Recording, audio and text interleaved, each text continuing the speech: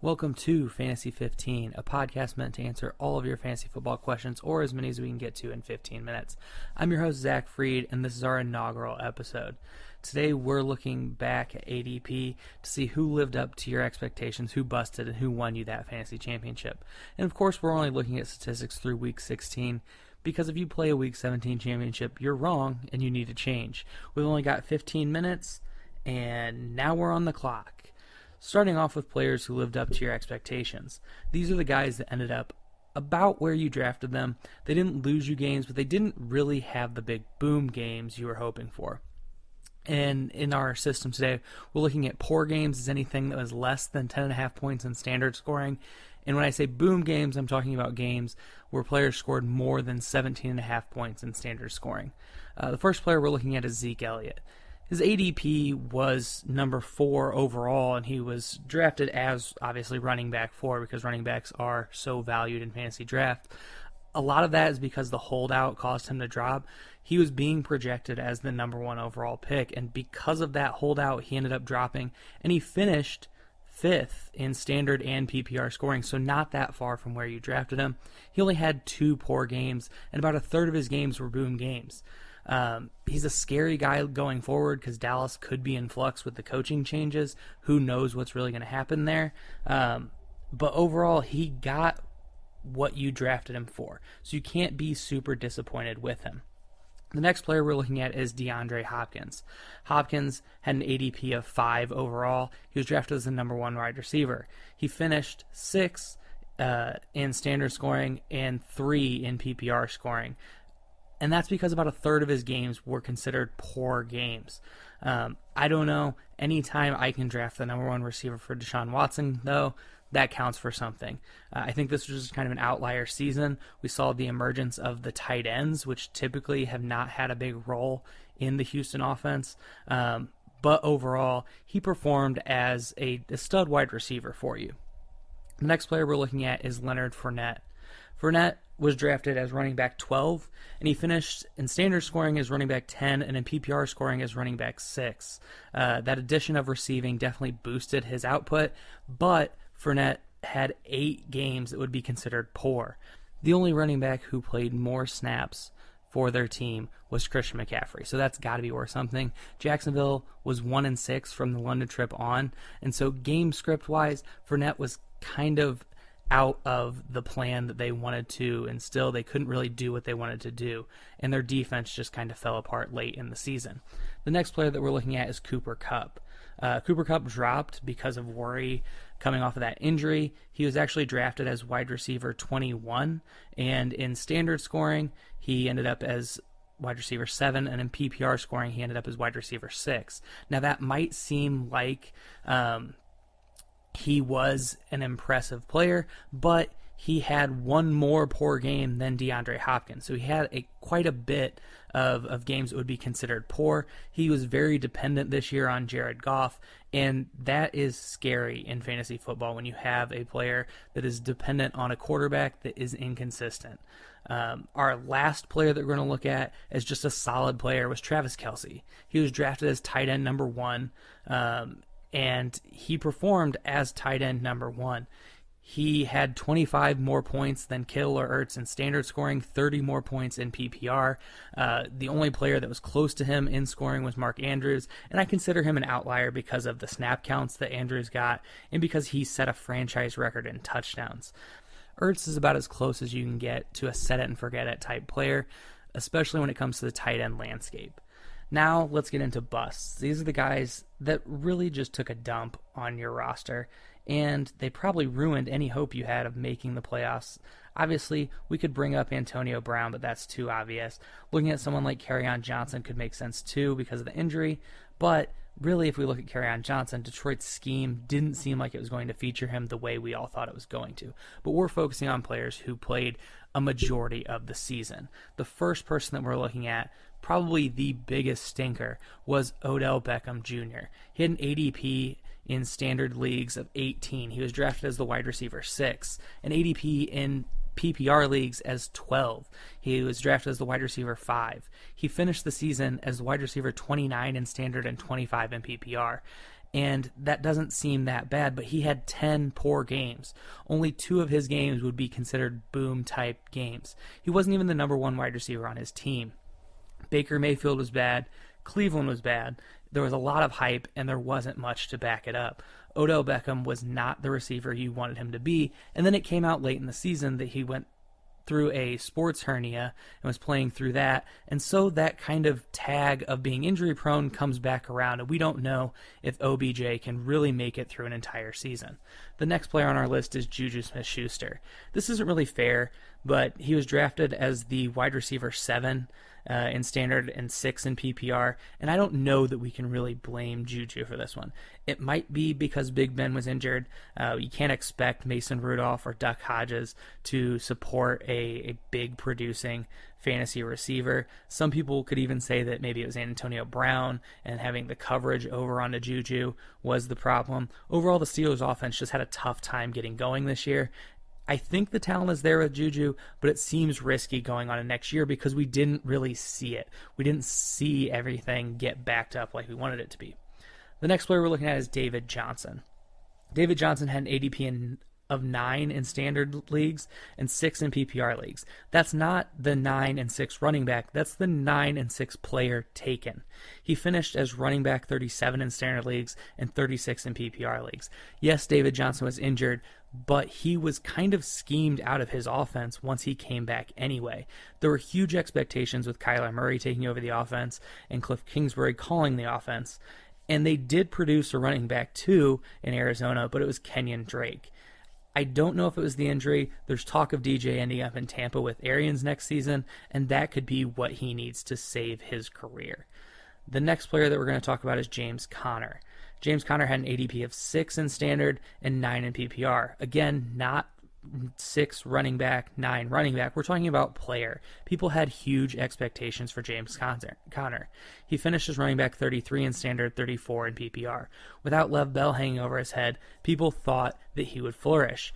And we never really saw it happen because of injuries. He missed 5 games. He left multiple games early. He only went over 60% of snaps in 4 games. You were drafting James Conner because you thought he was going to get a huge workload. And you just never saw that. The last kind of player we're going to talk about is just the entire Jets offense. They got so much hype after we saw them in the preseason game where Darnold marched them right down the field, scored a touchdown. Then he got mono, and the offense just fell off the rails. Lev Bell never really got going. Maybe it's the offensive line. He never broke 100 yards rushing on the season. He was held under 50 yards 5 times. Darnold was turnover prone when you needed him the most. Obviously, there was that night where he got caught on camera talking about how he was seeing ghosts. That's never good. That's going to be something that sticks with him for a while. Because of the way Sam Darnold played, Robbie Anderson was set back. He didn't get the ball pushed down to him downfield like we wanted.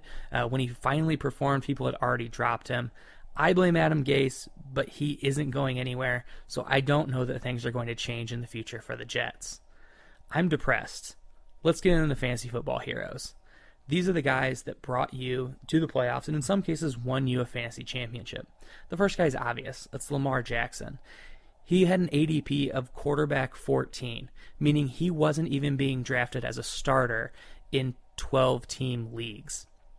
He was the number 1 scorer in fantasy football, and not only just the number 1 scorer, he scored the most points ever.